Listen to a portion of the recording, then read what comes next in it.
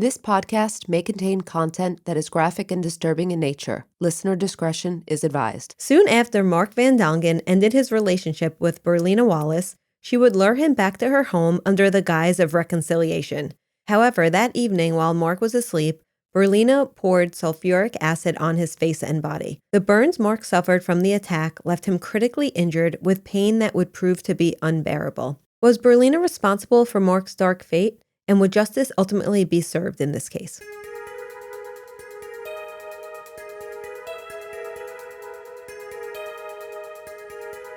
This is episode 42, the Berlinah Wallace story.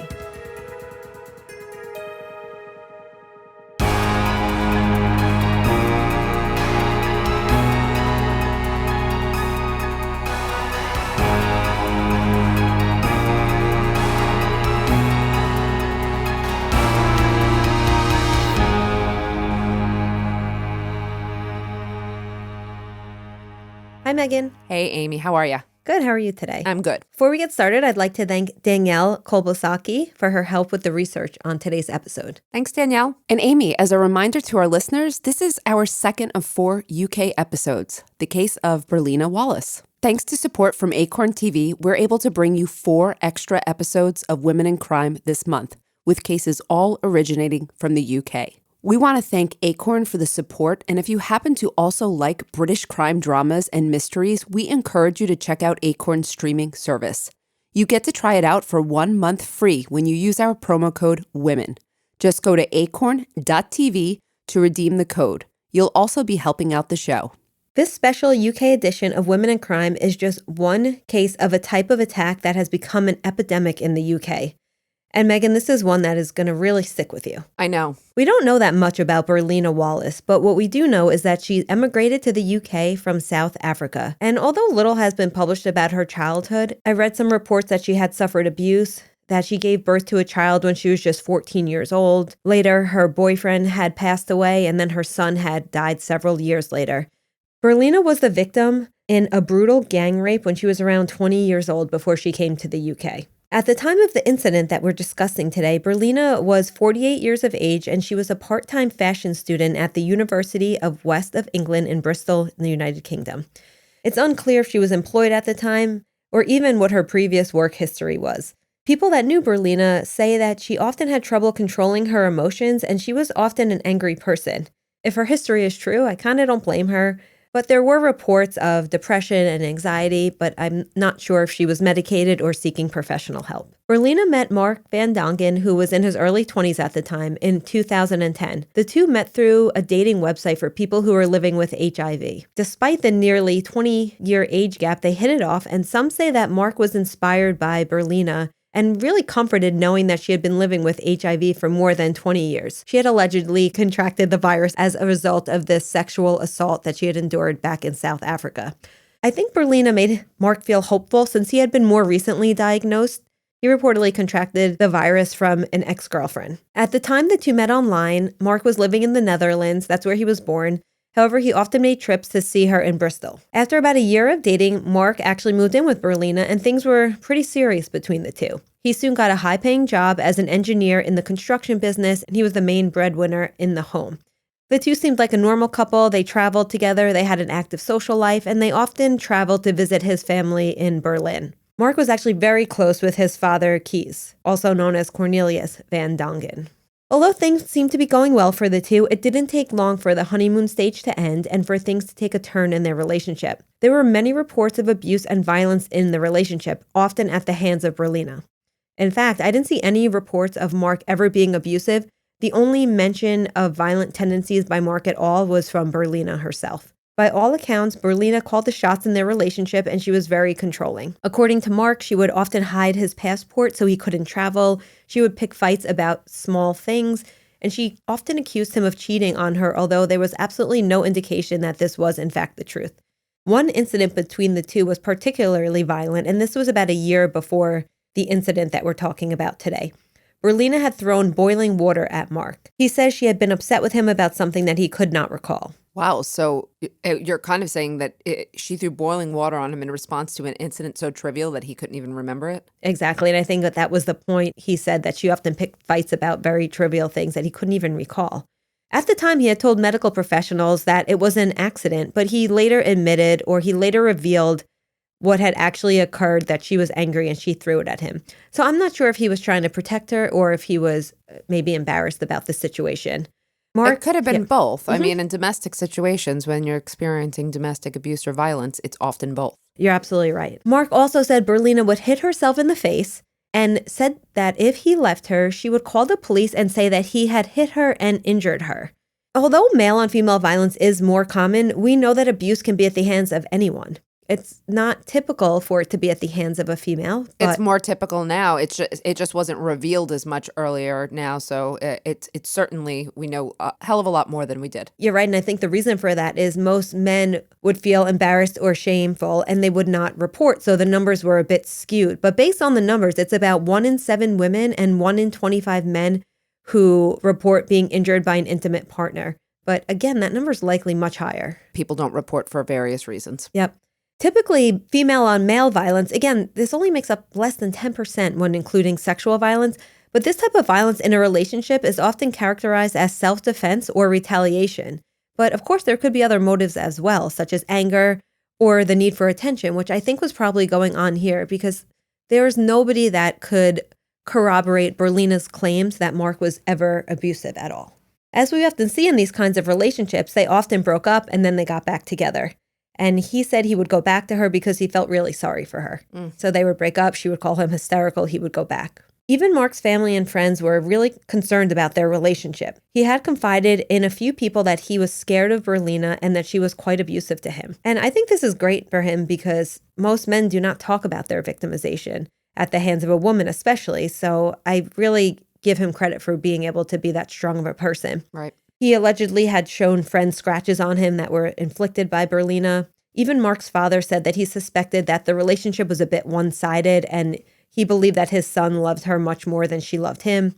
Who knows what goes on in relationships? This is all just based on what people are telling us. Yeah, but there are multiple reports from his friends who he confided in, and they've seen scratches and marks. You know, that's something more than saying, well, I thought the relationship was one-sided. I mean, that's you're absolutely right. Documenting something here. Yep. But when I say who really knows, it is, of course, possible that she was being abused too. She seemed to be taking advantage of him financially as well, which is also a big part of domestic violence relationships. We see that. She was not only living off his earnings, but she was also sending money to her family in South Africa, and this was potentially without his consent or awareness. The two finally separated for good in the summer of 2015 for reasons unknown. Perhaps he finally had the strength to leave, or maybe his family and friends, were urging him to leave. Shortly after, he began seeing another woman named Violet. She was also about 20 years his senior. Okay, so he has a type. He does have Older. a type, yes. At the beginning of the relationship, he was still living with Berlinah, but the two were no longer romantically involved, and he would soon move out, and at one point he was living in a hotel, and then he moved in with his new girlfriend. Just a few days after he left, Berlinah had overdosed, or so she said. She had called him saying that, she had overdosed, and this was possibly a suicide attempt, or it could have just been a cry for attention. Again, typical behavior of a person in an abusive relationship when a partner tries to leave. I was going to say, this is fitting a very, very specific pattern here, and it's very manipulative. Yep. In fact, in domestic violence cases, threats of separation by their partner or actual separations were often the most precipitating events that led to a murder. Yep, definitely. A victim's reasons for staying with their abusers are always complex, and in most cases, they are based on the reality that their abusers are going to follow through with the threats that they give. So we can't blame Mark that he ends up going back. She wanted him to come back home, and there was a back and forth. Berlinah denies that this ever happened, and she claims she was just upset because she wouldn't be able to afford the flat they shared without his financial support. Regardless of whose story you believe, things were not going well. On August 23, 2015, Berlinah sent a number of harassing text messages to Mark and also had called his girlfriend Violet several times and hung up. Mark responded very kindly, and he was clearly trying to calm her down. The text messages were something like, We were together for 5 years. Let's do this peacefully. I'll support you financially. He was really trying to play nice, and she was very angry. It's also unclear, is he trying to just appease her, or was he under her control? It's unknown what was really going on. But about a week later, Mark ended up calling the police and reported her for harassment. She was given a warning by the police to stop contacting Mark and Violet. Berlinah denied the harassment and said that she felt very humiliated and very disappointed that Mark would call the police on her. This would also turn out to be the day that she ordered a liter of 98% concentrated sulfuric acid from Amazon. I don't think it's a coincidence. Nope. The next day, Berlinah would contact a mental health crisis line for help, and then she overdosed again, and this time she was taken to the hospital, so this one was verified. I could not find many details of this event. I do know that she stayed for about a day at the hospital and then she was released. Now, was this another cry for help? Was this a serious suicide attempt? I don't know. When she was released, she claimed that Mark called her and expressed his love for her, and he said he wanted to reconcile. She says he was begging for her to get back with him. I mean, did he feel guilty? Did this really happen? I'm sure that he felt guilty in some way. Sounded like a very decent person. And so I'm sure he felt sorry for her, if not, guilty, at least badly about, someone who he had loved. I do wonder if he was begging for her to get back with him, though. I don't know. From what you've told me right now, I don't see that. But, no way to know what happened there. In the weeks that followed, Berlinah conducted over 80 internet searches of sulfuric acid, which included the effects of drinking acid, the damage it could cause if thrown at someone, pictures of acid victims, and researched the case of Katie Piper. Do you know about the case of Katie Piper? She was a model or a TV host, and someone I knew had thrown acid in her face, too. It was a very high-profile case in the UK. In March of 2008, she was attacked with acid by her ex-boyfriend and an accomplice, and this caused major damage to her face and blindness in one eye. Now, she's very vocal about what happened to her. There's been documentaries, autobiography. Around this time, Berlinah received that bottle of acid she had ordered from Amazon that I mentioned earlier. When she received the bottle, she removed the warning label. Oh, yes. Yeah. The warning label, which stated, acid causes severe burns and eye damage. I mean, I'm just seeing a case for serious premeditation here, but go ahead. Yep, and the evidence piles on. Yeah.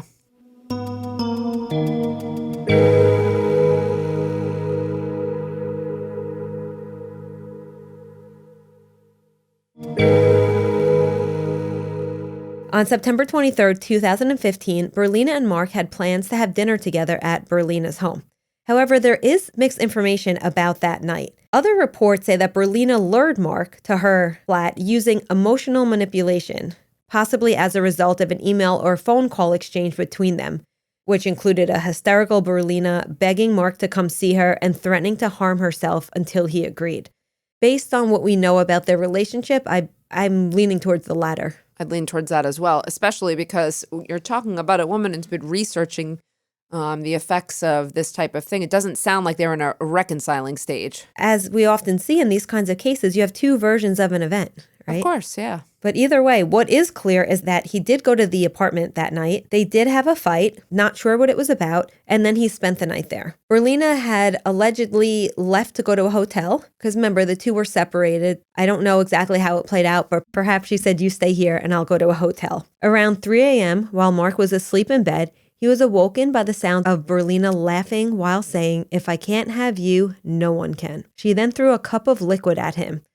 Meghan, this was not just any liquid. It was sulfuric acid, which immediately started burning Mark's skin. By his account, he then began screaming for help and ran into the street. He says he was blind at this point and in excruciating pain. Several neighbors heard his loud cries and ran out to a gruesome scene, and many of these neighbors ended up testifying at trial. I don't want to be too graphic here, but neighbors said that his face was literally melting. And he was missing an eye, he was missing an ear, and his nose was no longer part of his face. Oh my God. Yeah, he was unrecognizable. He was blind. He was screaming. They called the paramedics. You can hear the call online, and you can hear Mark's agonizing screams in the background. And kudos to the neighbor who made this call. He sounded so calm and composed, and I can only imagine with this situation. Mark ended up going into a neighbor's home and, a bunch of the people on the scene put him under running water. They knew, I guess someone knew what to do, and they immediately got him under cold running water.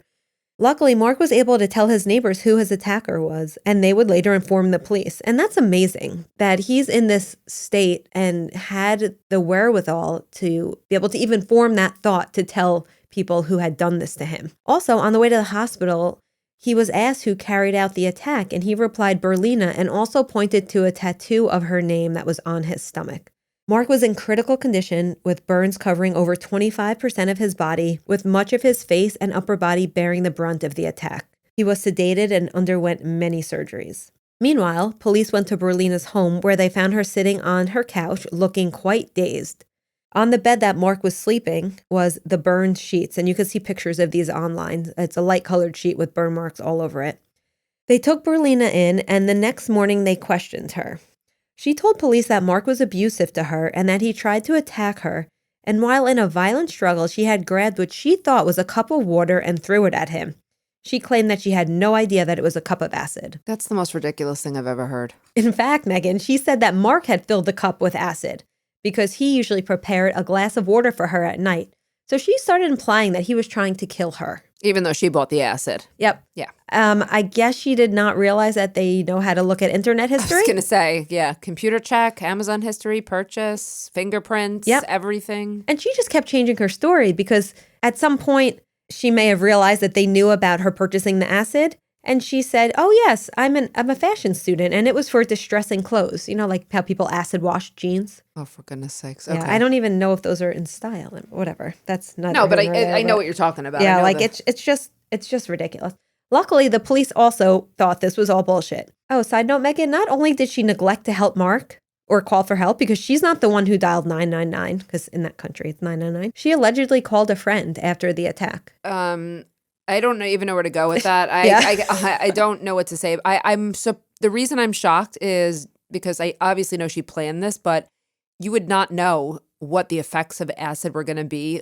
Intellectually, you'll know, but when you describe what happened to him and him screaming and burning, I can't imagine that there was zero response from her, unless she just completely... I was going to say she could have just gone into shock, shut down, disassociated. Yeah, that's what I'm thinking, but...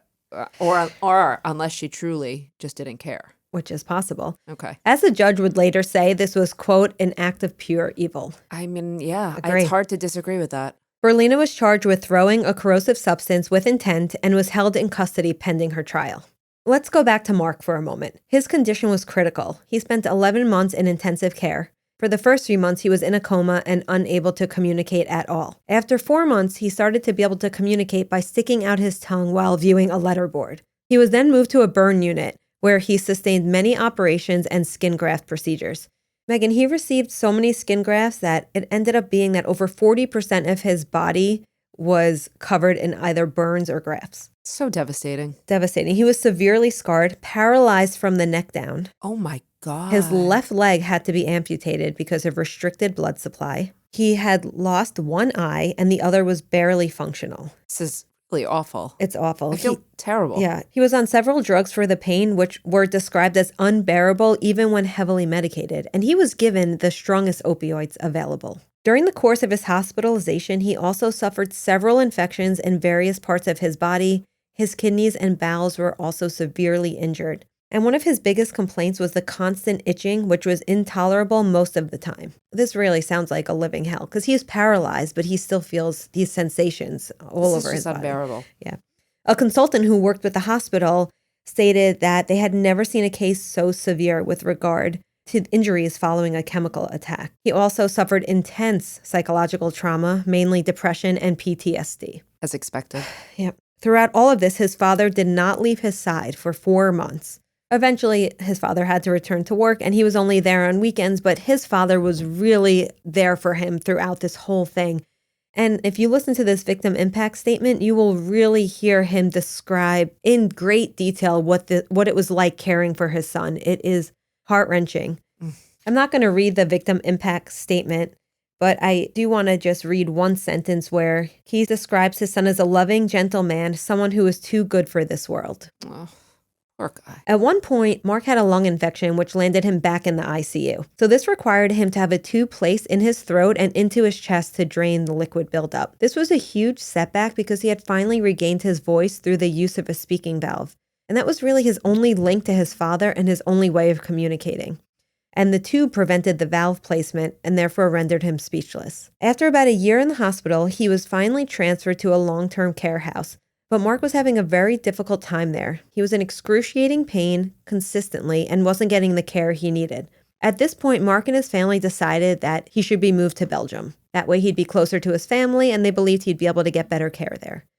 After several medical consultations, it was clear that Mark would remain paralyzed for the rest of his life. And of course, when he was told this news, it was crushing for him. All of these setbacks at this point contributed to Mark's decision to apply for euthanasia. Wow. Yeah, I'm not surprised here. Yeah. So in case some of our listeners don't know, euthanasia refers to the active steps taken to end someone's life, to stop their suffering, and this quote-unquote final deed is often undertaken by someone other than the individual, for example, a doctor. In Mark's case, if the person has requested this, it falls under the term voluntary euthanasia. This differs from assisted suicide because assisted suicide is about helping someone take their own life at their request. In other words, the quote-unquote final deed is undertaken by the person themselves. So Dr. Kevorkian would qualify under assisted suicide. He was acquitted 3 or 4 times of assisted suicide, but in all those cases, it was the person who took the final steps. His conviction that he sustained in the 1990s was for someone where he took the final step and he filmed it and sent it to the police. His problem was he just couldn't stay quiet. Yeah. But yeah. So euthanasia is not that common. There are a few countries that permit it, such as the Netherlands, Belgium, Luxembourg, Canada, and Colombia, and I believe Switzerland. Some of these countries allow some form of euthanasia or assisted suicide, but the permitted circumstances vary greatly. It's used quite often in certain places such as the Netherlands, where there have been over 6,500 cases of voluntary euthanasia, which is over 4% of the total number of deaths. Isn't that interesting? Yeah. Assisted suicide is more widely available than euthanasia. That makes sense. There's even a number of U.S. states, including California, Colorado, Hawaii, New Jersey, Oregon, Washington State, Vermont, and the District of Columbia. These states all have some laws that permit assisted suicide.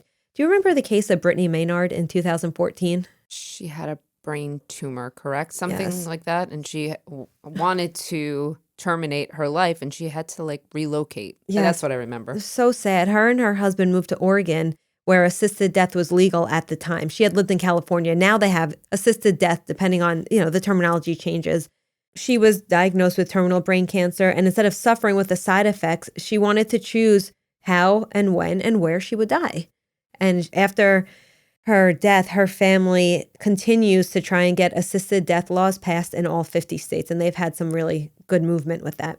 Now, back to the UK, euthanasia and assisted suicide are illegal, so I think part of the reason that the family decided to move him is because they were aware of the euthanasia laws. Right, I'm sure. In fact, the UK takes euthanasia very seriously, and it could lead to a murder charge and could result in a sentence of up to 14 years in prison. It wasn't until after incurring another lung infection that Mark really started to seriously consider ending his life.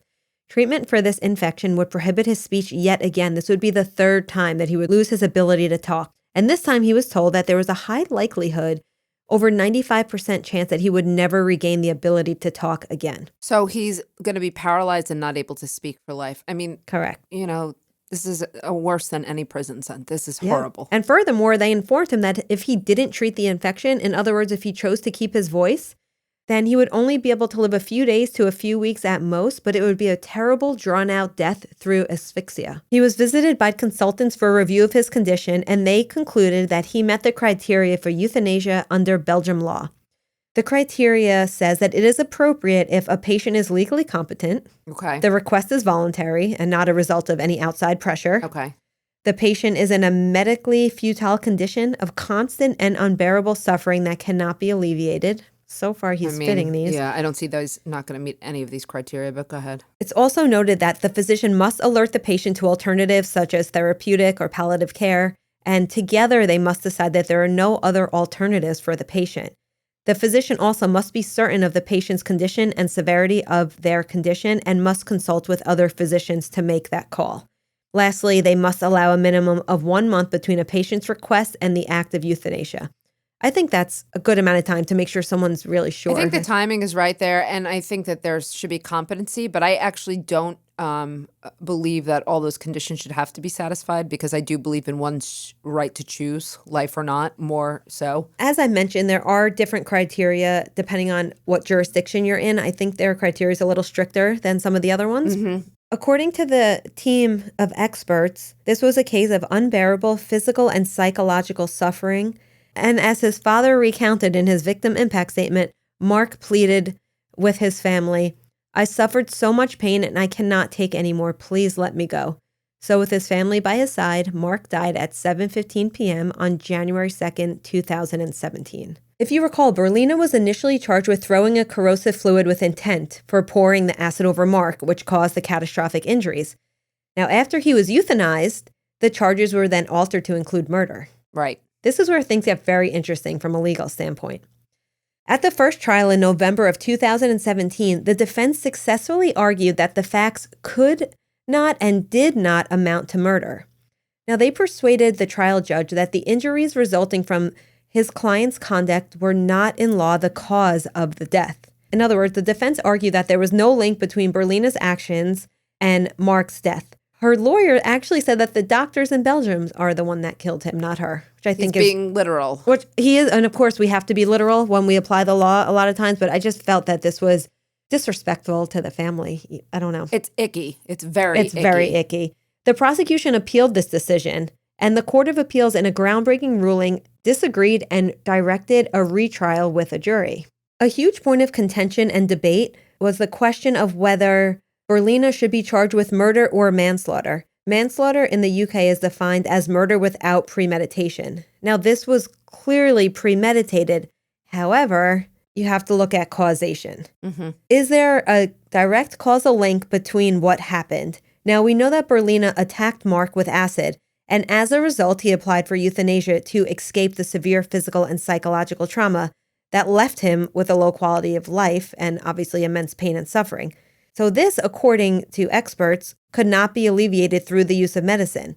So this is the but-for argument. Okay. And we use the same analysis in our legal system. Mm-hmm. This is where they try to determine if it weren't for this, that wouldn't have happened. This is commonly used in the law to determine what actions actually caused the harm in question. So this analysis is really, but for the throwing of acid, Mr. van Dongen would not have taken his own life. I agree. It makes perfect sense, right? The prosecution appealed this decision, and the Court of Appeals, in a groundbreaking ruling, disagreed and directed a retrial with a jury.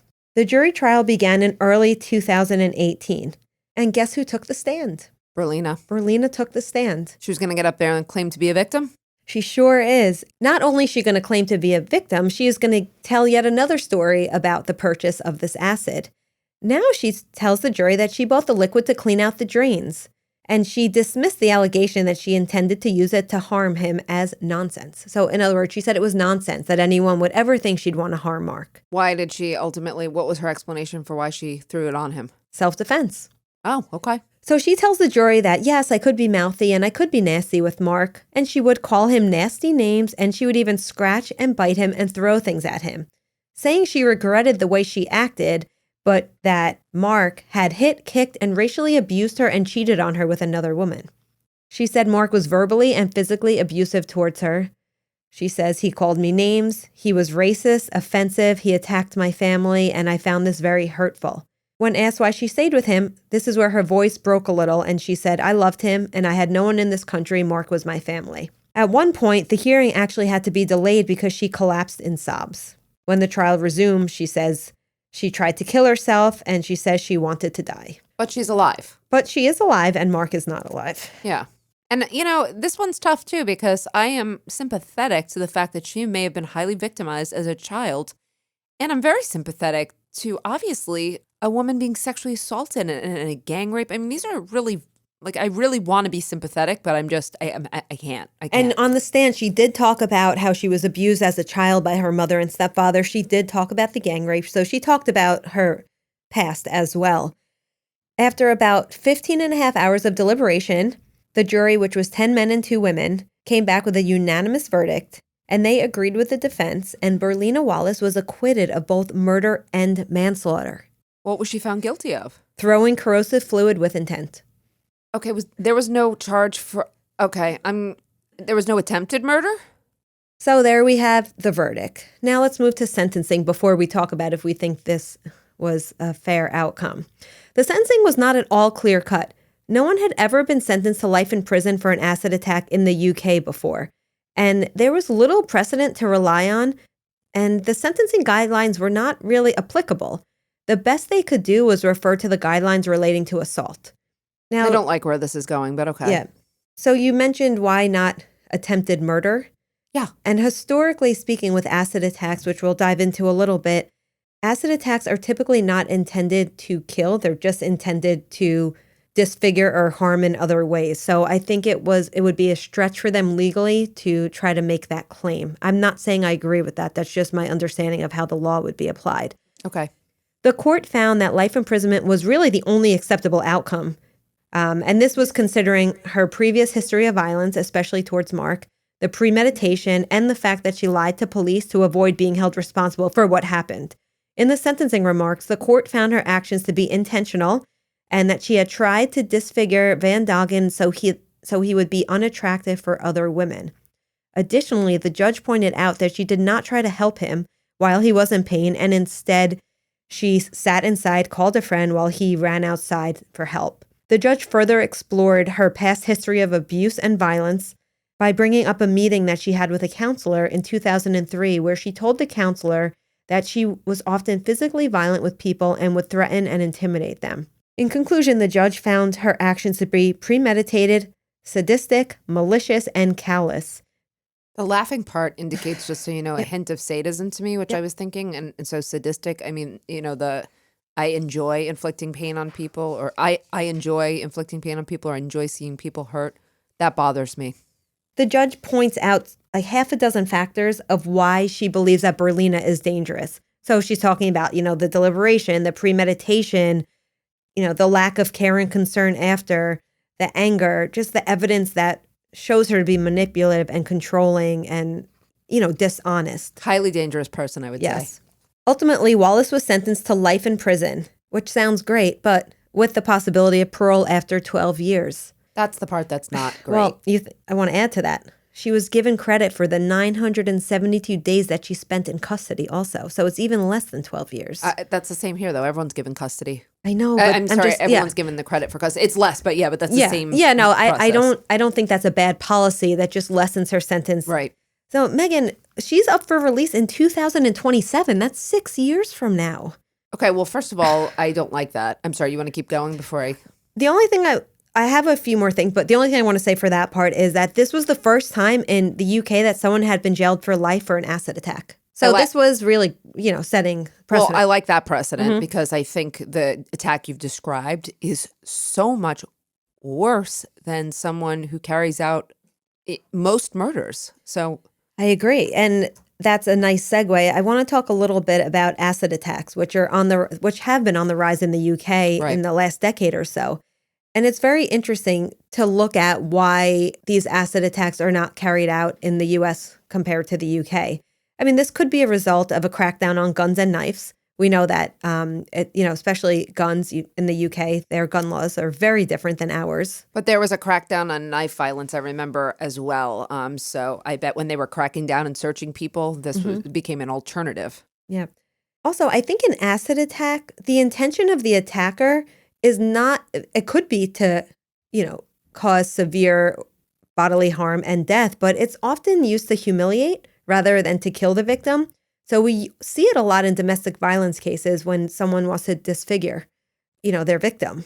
You've seen that documentary, Crazy Love, right? Mm-hmm. I did not. Okay. I mean, this is literally the case of that happening. But after the man disfigured his ex-girlfriend and got out of prison 10 years later, they got married. Oh, yes. You told me about that. Yes. I was shocked at it. But anyway. So the increase in acid attacks in the UK that I mentioned, so there's about 500 reported crimes of this type, but these numbers are underreported, as we know, because they're often involved in domestic disputes.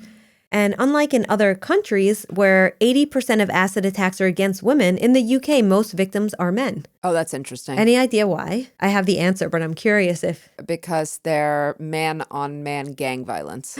Meghan, you're so smart. So gang disputes are used to blame for many. So going back to the fact that you can't carry a firearm or a knife, what are you going to use as a weapon? And although the law is changing, it's not a crime to carry around these corrosive substances. So if someone got stopped, also, if you're going to attack someone with acid, often you're blinding them. They won't be able to identify you. It's a quick, there's no DNA, there's no anything. It's also a way for people to harm someone without being in their space. So it's a way to like dissociate from the crime. You just chuck it and walk away, and you can very quickly almost feel like you didn't do anything. Right. So accessibility is a really big issue in the UK because acids are easily purchased online and common household chemicals like bleach are easily weaponized. You know, they sell a lot of these acids in like the corner store. One of the biggest reasons for this trend is the ease at which people can get their hands on these acids and other common household chemicals that are easily weaponized. So what you're saying is they're pretty accessible to the public. Exactly. As a result of this attack and many others involving sulfuric acid, the British government has been making laws around buying these acids stricter, and they have put forth actions so that buying any acid over 15% concentration would actually require a license. So this is a step in the right direction. I don't think they're there yet, but there's movement. No, but they're awake on the problem. I agree. Globally, we see the highest number of these types of cases in South Asia, with the UK not far behind. The global nature of the problem of acid-based violence has been well documented, and it's not confined to particular regions, religions, or cultures. The causes and characteristics of these kinds of cases vary widely, with significant age and gender differences depending on what country you're in. I was going to say gender inequalities, I bet, are going to play a very big role in this type of crime. You see that in South Asia a lot. Okay. An estimated 90% of global burn injuries occur in developing countries that have huge social and economic instability. All right, Meghan, did the system get this right? Should she have been charged with murder? What do you think? Yes. You think so? Yes. Hands down, yes. Okay. I don't know if there's even a crime that's worse than murder, but I would say this is so much worse than a typical murder. No, I don't. Though a life sentence in prison is appropriate. And though I don't believe that she'll get parole, I would like to believe that she wouldn't. The option to get parole that early just does not seem appropriate to me, and I don't think I don't think it's enough. Oh, I agree. I do not think her sentence is long enough. As far as the charge, I understand looking at the legal definition why murder is a bit of a stretch, because it's hard for them to prove that she was intending to kill him or seriously harm him by throwing the acid on him. But she did. For me, she did. She did, yeah. So it's like, that's what happened. But we know that it's all about mens rea. All around, this case is tragic. Mark's family has been destroyed. Mark's father has talked about how his marriage was destroyed. He's in financial ruins. He's now on a lot of medication, seeking professional help, and just a shell of himself. There was a GoFundMe type of crowdsourcing set up for the family at one point, but that's no longer up. I'm going to say that I disagreed with the sentence. Specific to Berlinah, she's very highly dangerous and will always be highly dangerous. I don't know that she will even age out of crime, to be honest. Well, she's already older. She is already older, but I believe the aging out of crime might not. I just see very severe red flags with her, and I think you're going to be looking at lifelong persistent antisocial behavior with her. So I do believe that, a long prison sentence would be appropriate. I'm glad to hear that, there's that the government is, they're a little bit awake now on this issue, and they're starting to make regulations. But yeah, I mean, this is a very troubling situation, a very troubling case. Any theories come to mind that can explain Berlinah's behavior? I was thinking about that the whole time. I mean, without knowing everything about her history, it's hard. I mean, she has real antisocial traits, though. I mean, serious. She has serious anger problems. So without getting like all technical theory, she has serious anger, for which I'm not saying she doesn't have some reason, but she obviously has very unhealthy coping mechanisms. Yeah, that's what I was thinking. And so I don't know that I would apply a specific theory here, because I see a couple things at work here, which is an inability to manage her anger for, things that may have happened to her. Yeah. And I do see antisocial traits for sure. Yeah. I definitely think there was personality disorder, mental health issues that were exacerbated by the threat of Mark leaving her. Yes, and absolutely. that was kind of that straw that broke the camel's So that was back the strain, for her. that was the stressor for her. I hate to say strain because you always call me out on everything falling under strain theory, but it does seem like she definitely lacked proper coping mechanisms, and she was about to lose something that she thought was, she couldn't minimize the importance of it. So yeah, that probably is appropriate. And as someone who was controlling, and she, Mark leaving her was a threat to her financial situation, her livelihood, her family's livelihood potentially. Just the fact that she wasn't remorseful and she didn't own up to what she did. I don't want to ever see her get out of prison. Yeah, that's what I'm saying. And these are the a lot of the antisocial traits that you're talking about. The lack of remorse, denial, blaming the victim. Like these are, traits. All right, Amy. Well, I have to say this was a really difficult case. And I am really sorry for Mark's family and the people around him who were affected by this tragedy. We'd also like to thank Acorn TV for sponsoring this special UK edition of Women in Crime. Don't forget to try your 30 days free at www.acorntv when you use promo code WOMEN. Thank you all for listening, and we'll catch you next time on Women in Crime. Women in Crime is written and hosted by Meghan Sachs and Amy Shlosberg. Our producer and editor is James Varga. Music composition is by Desert Media. If you enjoy the show, please remember to subscribe and leave a review. You can also support the show while gaining access to ad-free episodes, exclusive AMAs, and other bonus content for a small monthly contribution through Patreon. For more information, visit patreon.com/womenincrime.